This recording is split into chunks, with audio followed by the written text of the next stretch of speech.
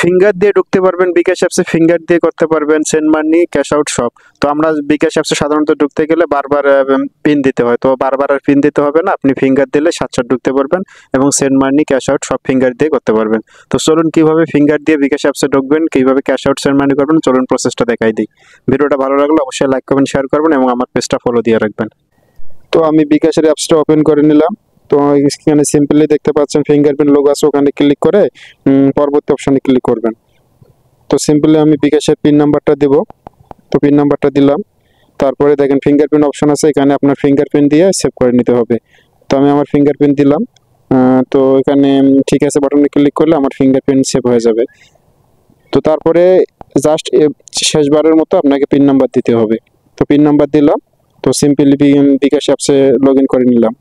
তো আমি এবার ব্যাক করে দেখাবো যে ফিঙ্গারপ্রিন্ট দিয়ে কীভাবে এখন লগ ইন করতে হবে। তো আমি ব্যাক করে নেই, স্ক্রিনটা ব্যাক করে নিলাম। তো আমি সিম্পলি আবার বিকাশ অ্যাপসে ক্লিক করলাম। সিম্পলি একটু লোডিং নেবে। তো লোডিং নেওয়ার পর দেখেন ওখানে ফিঙ্গারপ্রিন্ট লোগোতে ক্লিক করে আমি ফিঙ্গারপ্রিন্ট দিয়ে লগ ইন করতে পারবো। একইভাবে সেন্ড মানি, ক্যাশ আউট করার সময় যে আমরা পিন দেই, সে জায়গায় ফিঙ্গারপ্রিন্টের জায়গায় ফিঙ্গারপ্রিন্ট দিলেই ক্যাশ আউট সেন্ড মানি হয়ে যাবে। তো ধন্যবাদ। ভিডিওটা ভালো লাগলে অবশ্যই লাইক কমেন্ট করবেন।